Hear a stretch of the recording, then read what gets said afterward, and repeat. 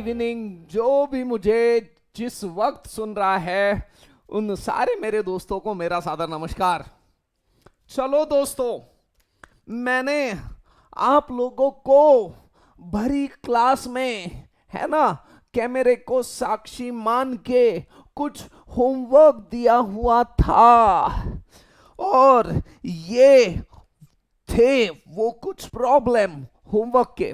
मुझे पता है आप लोगों में से कुछ लोगों के मुझे मैसेज भी आए कि हमने ये होमवर्क सॉल्व कर लिया। किसी ने होमवर्क बाकायदा क्वेश्चन नंबर और क्या आंसर आया ऐसा टाइप करके भेजा। Thank you very much. आपका रिस्पांस जो है उससे मुझे और ताकत मिलती है ना। और ये आपके लिए मैंने सारे के सारे प्रॉब्लम वापस से सॉल्व करके रखे ताकि क्लास का समय ना जावे।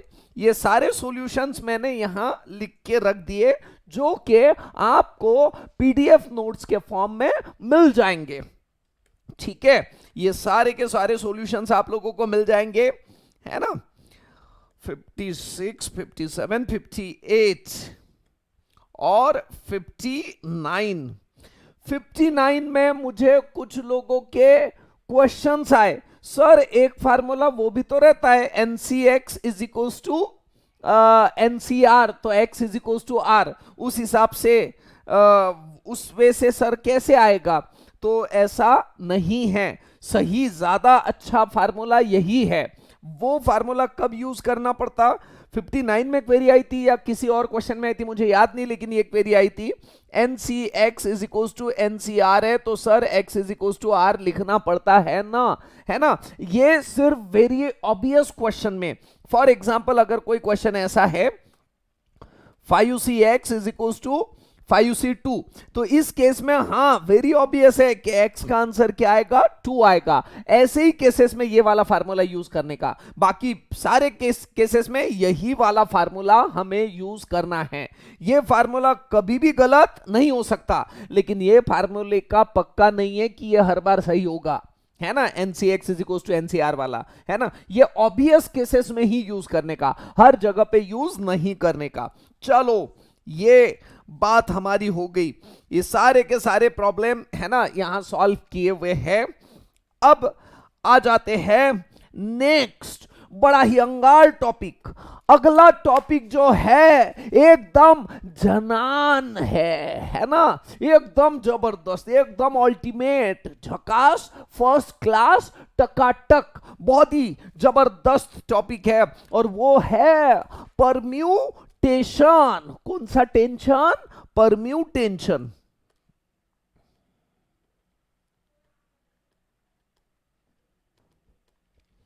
अगला क्वेश्चन है, अगला क्वेश्चन ही अगला टॉपिक है परम्यूटेशन का, है ना।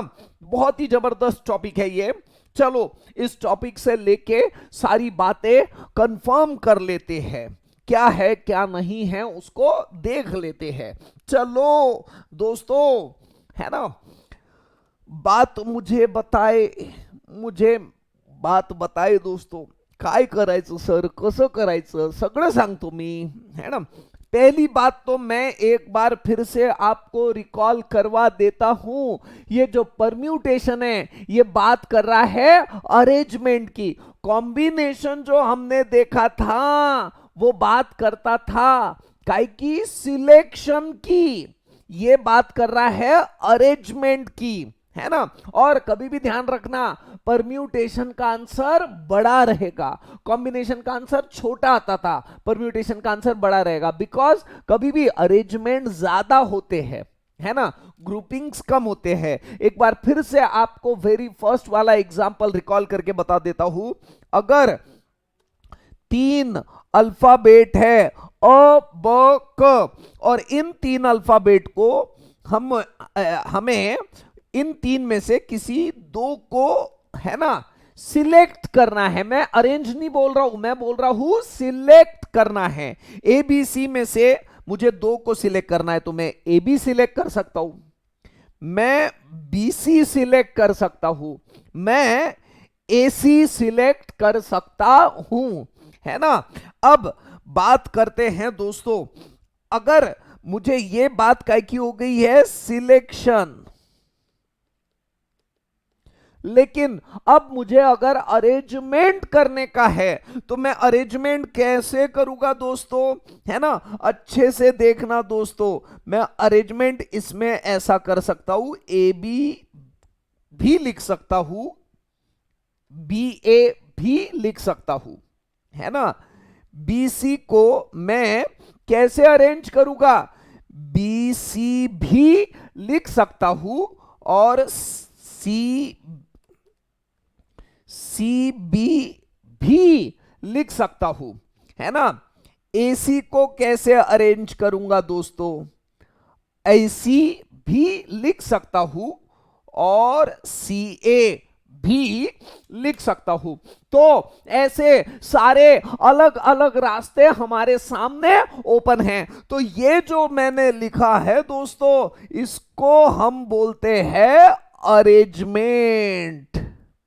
और परम्यूटेशन में एक्चुअल में हम जो निकालेंगे वो यही अरेंजमेंट ही निकालेंगे भाई और बहनों, है ना। तो यही हमको इस चैप्टर में करना है। फार्मूले में भी फर्क है, परम्यूटेशन का फार्मूला थोड़ा अलग था, है ना। और कॉम्बिनेशन का फार्मूला थोड़ा सा, सॉरी, कॉम्बिनेशन का फार्मूला थोड़ा अलग था, परम्यूटेशन का फार्मूला थोड़ा अलग है। देखिए भाई और बहनों, जो फार्मूला है उसे समझिए। इसमें जो परम्यूटेशन का फार्मूला है वो फार्मूला है N P R is equals to n factorial upon n minus आर फॅक्टोरियल। खतम, किस्सा खतम, जास्त झंझट आहेच नाही, है ना। एकदम सोपं। तिकडे आपल्याला काय बघावं लागतं, एनसीआर मध्ये N factorial upon R factorial into N minus R factorial स्वाहा असं बघावं लागते। इकडे काही स्वाहाची गरज नाही है ना। यहां directly N factorial upon N minus R factorial, ऐसी बात है दोस्तों। चलो, ये बात हम लोगों ने पूरी तरह से डिस्कस कर लिया, है ना। अब मेरे ख्याल से हम लोगों ने इसके कुछ क्वेश्चंस कर लेने चाहिए, आसान आसान क्वेश्चन, है ना। इवलेशे इवलेशे क्वेश्चन, लहान सहान क्वेश्चन। अब मैं नंबरिंग में वो 60 तक की नंबरिंग जो थी वो हो गई थी, उसी को कंटिन्यू करूं, क्योंकि कुछ बाद में क्वेश्चन कॉमन भी रहेंगे, तो क्या करें, उसी को कंटिन्यू करते। चलो ठीक है, आपकी जैसी मर्जी। मैं आपके आगे कभी जाता हूं क्या, आपकी बातें सर आंखों पे, है ना। नतमस्तक हूं मैं, आपको पूरी तरह से झुक के प्रणाम करता हूं, है ना। मैं बिल्कुल नतमस्तक हूं आपको। मैं आज तक आपके बोलने के आगे गया हुआ नहीं हूं, है ना। सच्ची बोल रहा हूं, खोटं खोटं बोलायचं नाही, मला माहिती आहे। चला मित्रांनो, हम लोग देखते हैं एग्जाम्पल नंबर 61। मेरी पहले तो इच्छा थी कि मैं 1 2 3 4 से कंटिन्यू करूं, लेकिन आगे जाके कुछ कॉमन प्रॉब्लम भी है, तो बेटर वे 61 से चलते हैं। एग्जाम्पल नंबर 61, बड़ा ही आसान सा क्वेश्चन देखते हैं। इसमें आप ही बताओ मुझे, 5p3 क्या हो जाएगा। सर सिंपल है sir, 5 factorial upon 5 minus 3 factorial. म्हणजे म्हणजे म्हणजे वाघाचे पंजे, कुत्र्याचे कान, उंटाची मान। अब ये 5 फैक्टोरियल को हम लोग लिखेंगे 5 into 4 into 3 into 2 factorial upon 5 minus 3 factorial यानी के 2 फैक्टोरियल।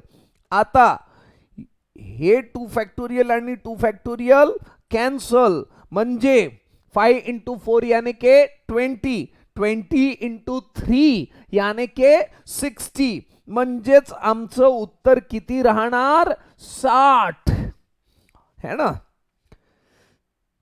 चला मित्रांनो, अब आगे देखते हैं दोस्तों, भाई और बहनों।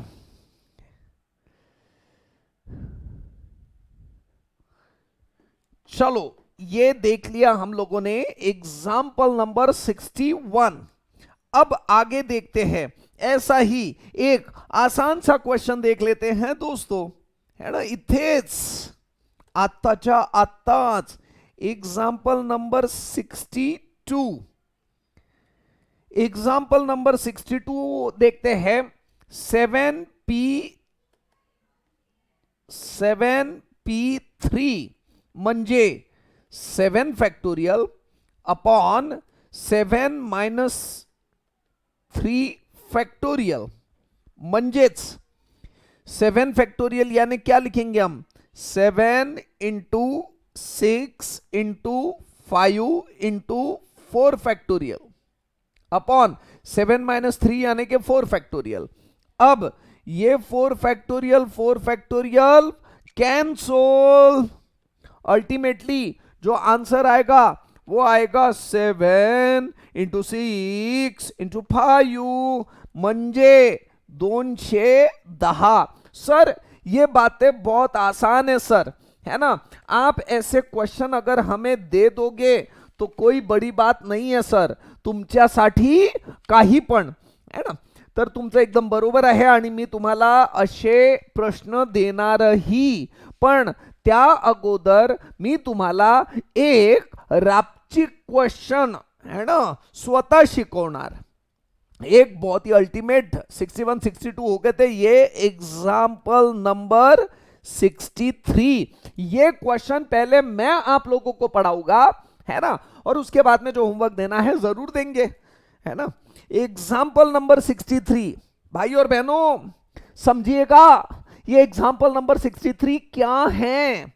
एग्जाम्पल नंबर 63 जो है ये आपके स्क्रीन के सामने, एक मिनट चालू रखिएगा दोस्तों, दरवाजा नॉक हो रहा है तो मैं देख लेता हूं, आप लोग चालू रखिएगा। मैं तब तक आपको क्वेश्चन लिख देता हूं ताकि आप इसको सॉल्व कर सके।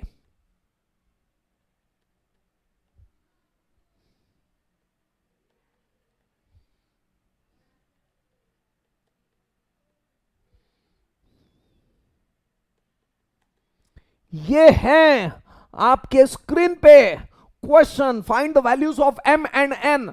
2 मिनट में आया दोस्तों, ठीक है।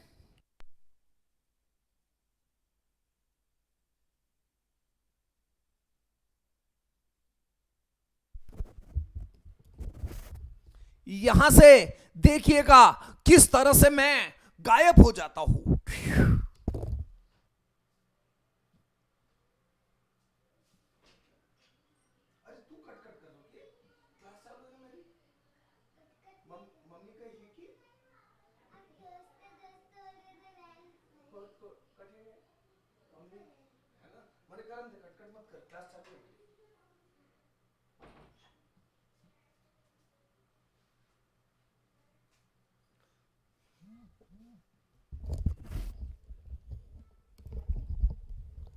वेल दोस्तों, जादू से मैं वापस से आ गया हूं आपके सामने, है ना। चलो अब आगे डिस्कस करते हैं, इसको सॉल्व करते हैं। कैसे सॉल्व करेंगे मित्रों, मेरे प्यारे देशवासियों। अब इस क्वेश्चन को सॉल्व करते हैं। बहुत ही अंगार क्वेश्चन है, बहुत ही जबरदस्त क्वेश्चन है, थोड़ा सा ध्यान से इसको समझना पड़ेगा। इसको हम लोग लिखते हैं m plus n factorial upon m plus n minus 2 factorial is equals to 56। समझ में आ रहा है? ये बात हो गई हमारी, ये एक हमारा क्वेश्चन। अब इसको मैं सॉल्व करता हूं, इसी के साथ में इसको बोल देता हूं मैं इक्वेशन नंबर 1, है ना। अभी नहीं, सॉल्व करने के बाद में इक्वेशन नंबर 1 बोलूंगा मैं। तो अब ये देखिएगा, ये देखिएगा, और दूसरा जो आने वाला है यहां पे m minus n factorial upon m minus n minus 2 factorial is equals to 30। Solve करते हैं इसको, यह आ जाएगा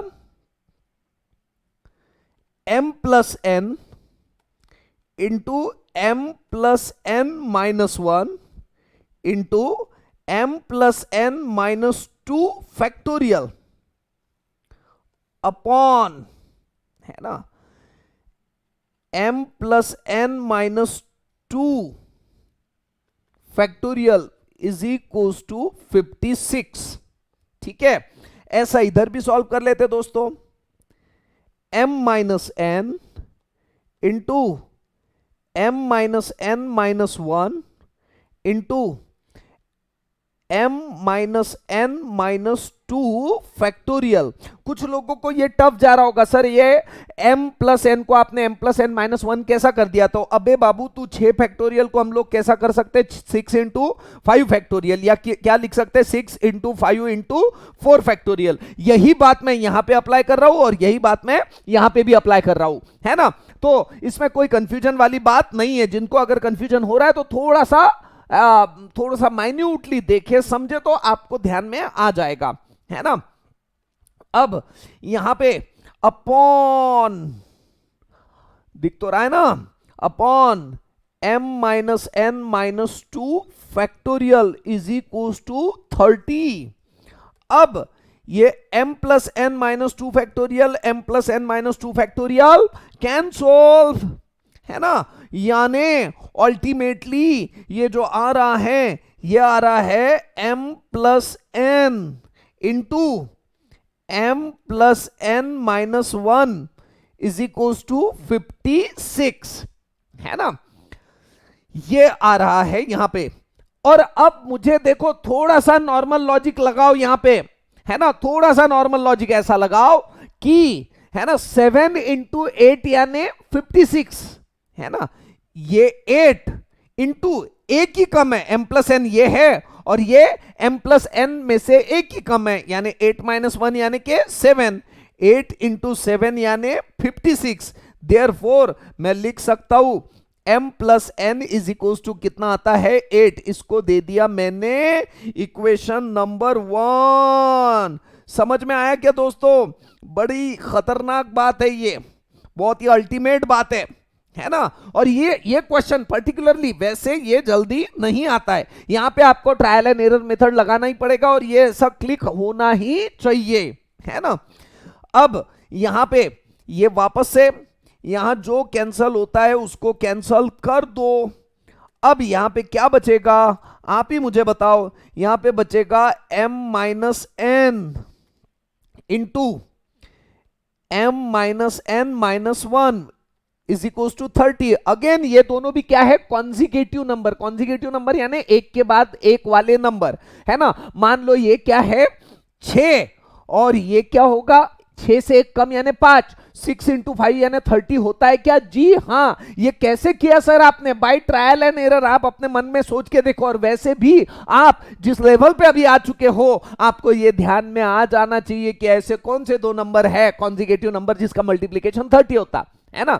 तो ये हो जाएगा 6 इंटू 5 यानी के 30, म्हणजे therefore m minus N is equal to 6। यह आ गया इक्वेशन नंबर 2। हमको क्या निकालने के लिए बोला था? हमको, है ना, बोला था कि m और n की वैल्यू निकालिएगा, है ना। बंदा आपके सामने हाजिर है निकालने के लिए, है ना। देयरफॉर अब बात करते हैं। Therefore m plus N is equal to 8 और m minus N is equal to 6। अब इसको सॉल्व करो, पहले सॉल्व करो फिर विश्वास करो। अब आप ही बताओ, plus N minus N cancel, यानी म आणि म दोन म, पेन चल नहीं रहा है मेरा बराबर, 2 म म्हणजे 8 आणि 6 14, म्हणजे म इज इक्वल टू 7। अगर m की वैल्यू निकाल लिया तो यहां पे मैं लिख सकता हूं, क्या लिख सकता हूं आप ही बताइए, है ना। ये एक छोटा सा ऐसा निकाल देता हूं, ये इसके बाजू में इसको कट कर देता हूं, इसको भी कट कर देता हूं, है ना। तो देयरफॉर अब आप ही बताओ इक्वेशन, देयरफॉर ये इक्वेशन टू बोलो या वन बोलो, है ना।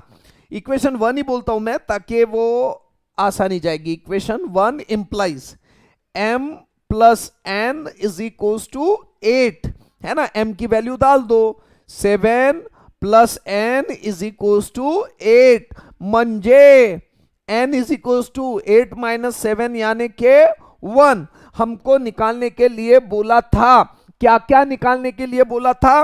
m की वैल्यू और n की वैल्यू, है ना। देयरफॉर मैं फाइनल आंसर लिखता हूं m is equals to 7 and n is equals to 1। यही है हमारा आंसर। अगर आपके पास में ऑप्शन पहले से दिए हुए रहते थे तो आप trial and error method directly यहां लगा सकते थे, उससे और भी ज्यादा आसान हो सकता था। ठीक है, अब ये हो गया हमारा आंसर, है ना। ये एग्जाम्पल नंबर 63 हम लोगों ने देख लिया। अब देखते हैं आगे। एग्जाम्पल नंबर 63 के बाद में मैं आपको रापचिक, है ना, होमवर्क दे देता हूं। थोड़ा छोटा मोटा होमवर्क अगर आज हमने देख लिया तो, और आज मैं प्रॉपर्टीज भी लिख के दे देता हूं ताकि आगे हम कुछ और देख सके, है ना। चलो दोस्तों, करूं मैं स्लाइड चेंज?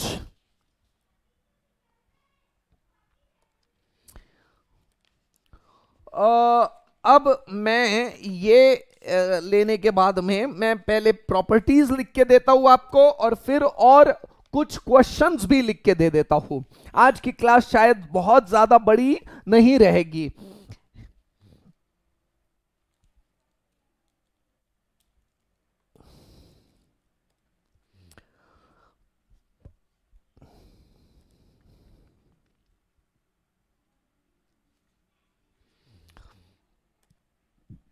जिस तरह से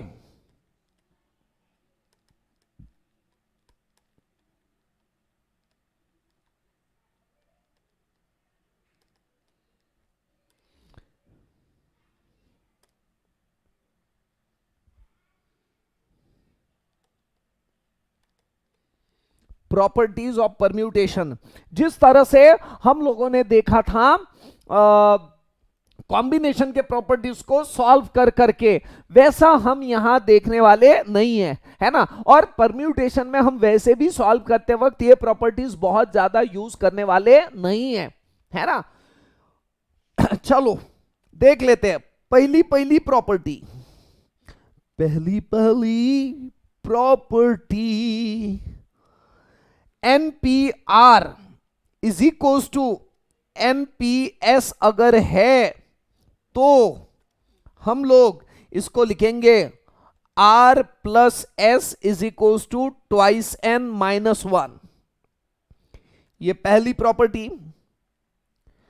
दूसरी property, NPR is equals to N minus 1 PR plus R into N minus 1 PR minus 1। तो ये है ना, ये हमारी दूसरी प्रॉपर्टी।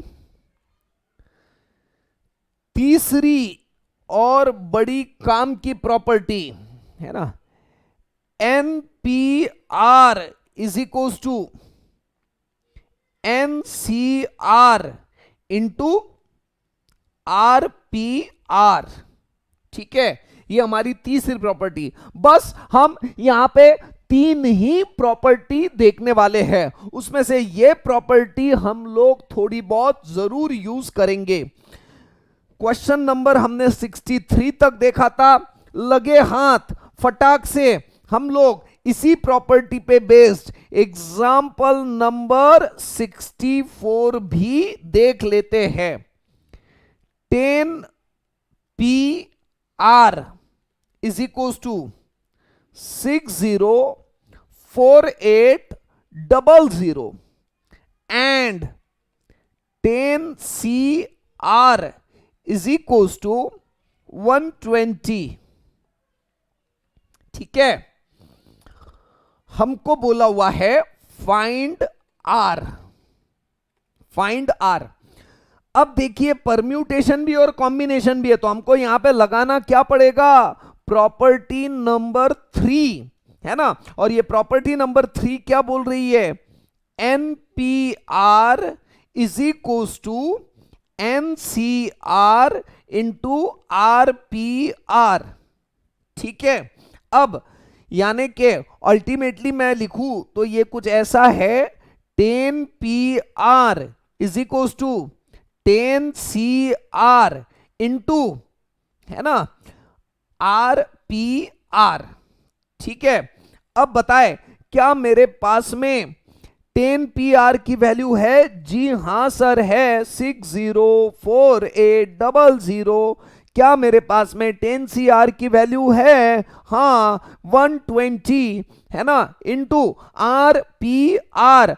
RPR यानी मैं आपको वैसे बता देता हूं शॉर्टकट में ध्यान रखने के लिए, है ना, RPR यानी R फैक्टोरियल, NPN यानी N फैक्टोरियल, 5P5 यानी 5 फैक्टोरियल, 6P6 यानी 6 फैक्टोरियल, 10P10 यानी 10 फैक्टोरियल। समझ में आ रहा है ना। लेकिन हम फॉर्मली सॉल्व करेंगे अभी, है ना।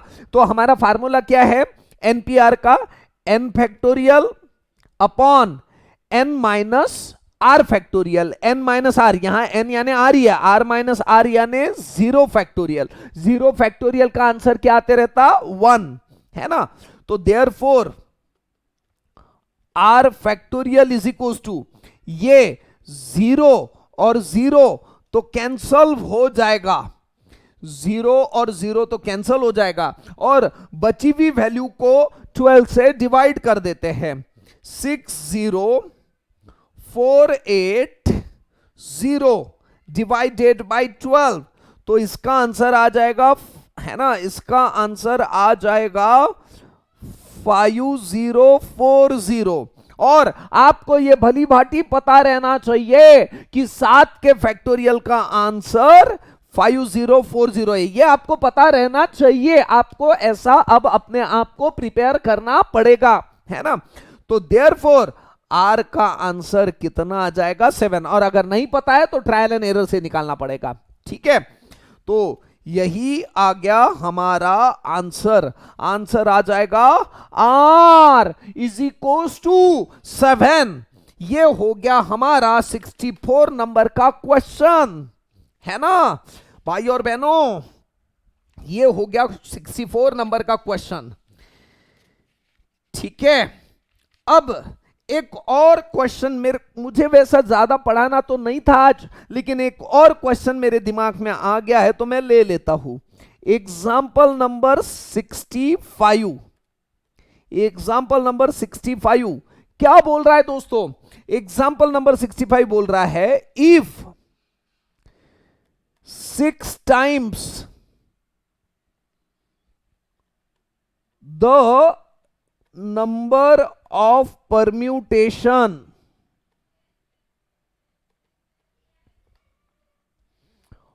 of n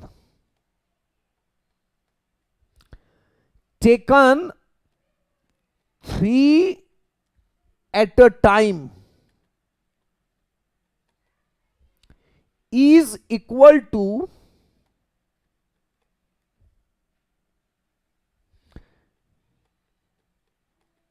7 times the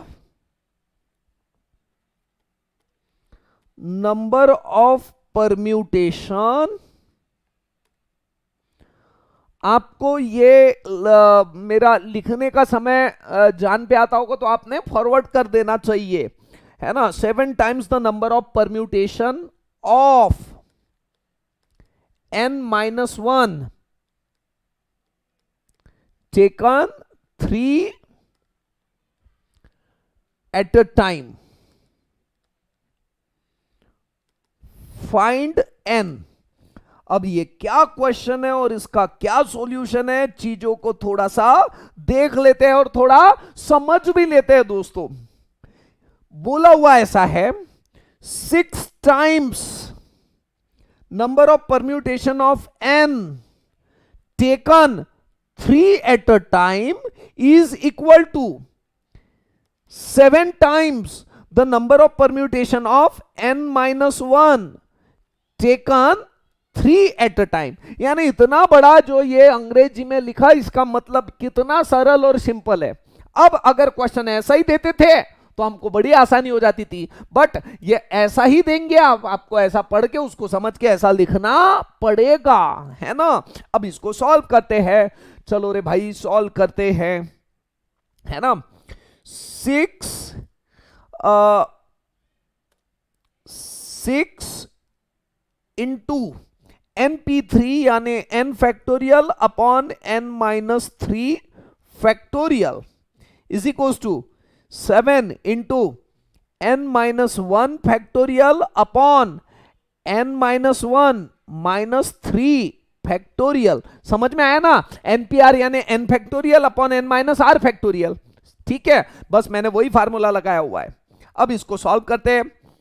6 into इस n फैक्टोरियल को पर्पसफुली, कौन सा फुली, पर्पसफुली मैं लिख सकता हूं। कैसे लिख सकता हूं दोस्तों, मैं इसको लिख सकता हूं n into n minus 1 factorial.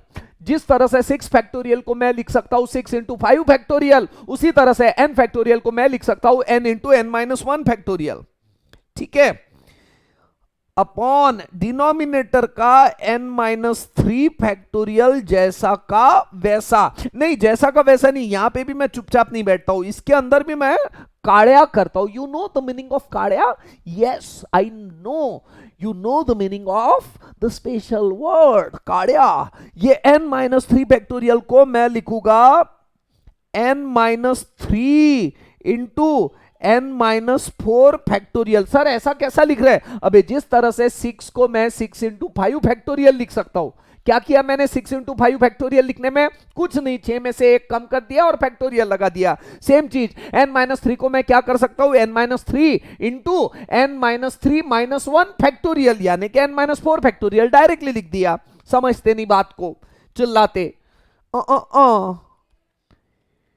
ये n minus 1 factorial upon n minus 1 minus 3 यानी कि n माइनस 4 फैक्टोरियल। आपको अब समझ में आ गया होगा कि मैंने इसको क्यों ऐसा लिखा था, ऐसा क्यों फैक्टोरियल में कन्वर्ट किया।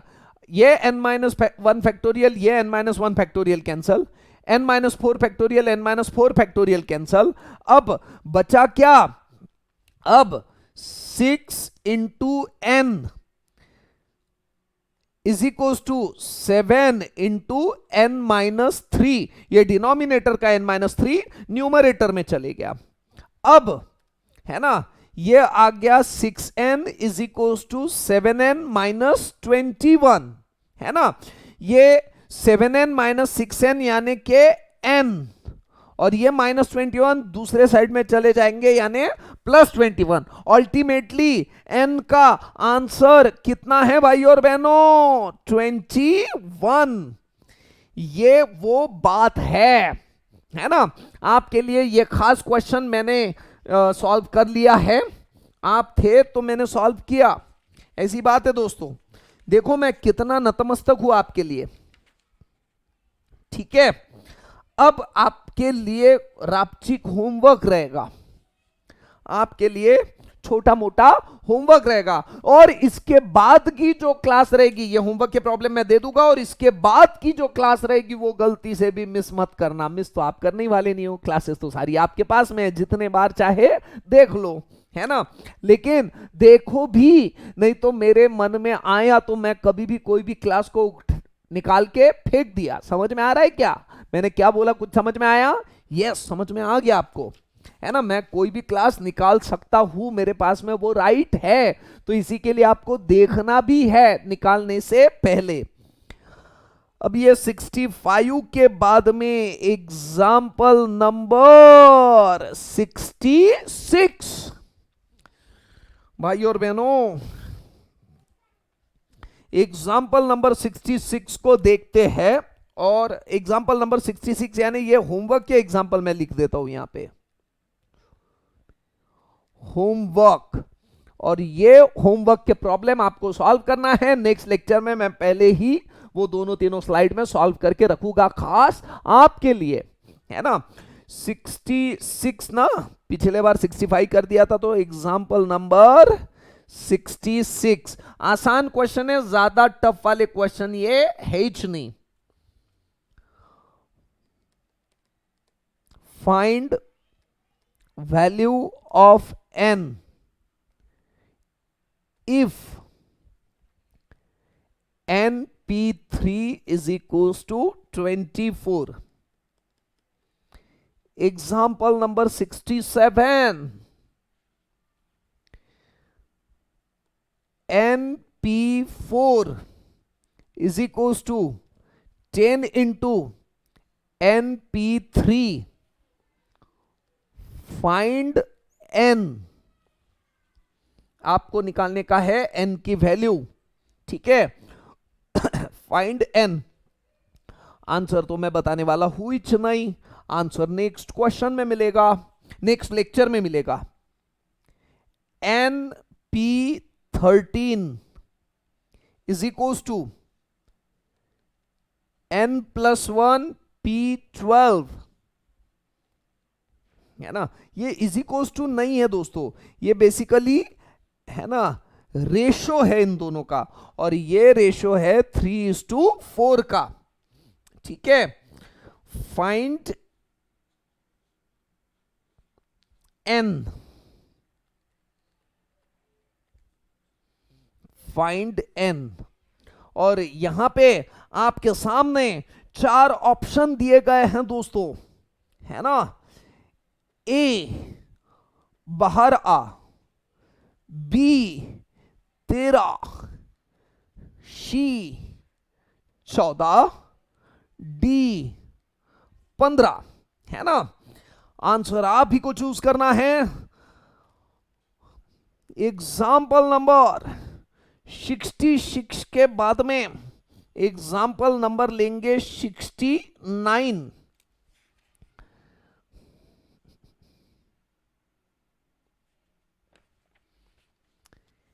Example number 69।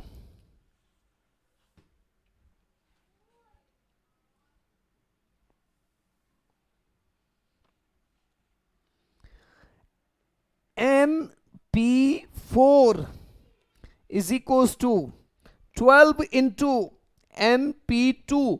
इनिशियली फार्मूलेज में कंफ्यूजन होते रहता, हमारे दिमाग में कॉम्बिनेशन इतना कूट कूट के भर दिया हमने कि हमको थोड़ी सी दिक्कत जरूर होगी परम्यूटेशन में, है ना। लेकिन वापस से वो फार्मूले को रिकॉल कर लेने का, npr is equals to n factorial upon n minus r factorial, है ना, और उससे सॉल्व करने का। फाइंड n, और अल्टीमेटली आंसर तो मैं बताने वाला हुई नहीं। एग्जाम्पल नंबर 70, कौन सा 70। np3 इज इक्वल्स टू नहीं, is to np2 is equals to 3:1। Find n, है ना। एग्जाम्पल नंबर 71, है ना। एग्जाम्पल नंबर 71 np3 वाला हो गया। अब है ना,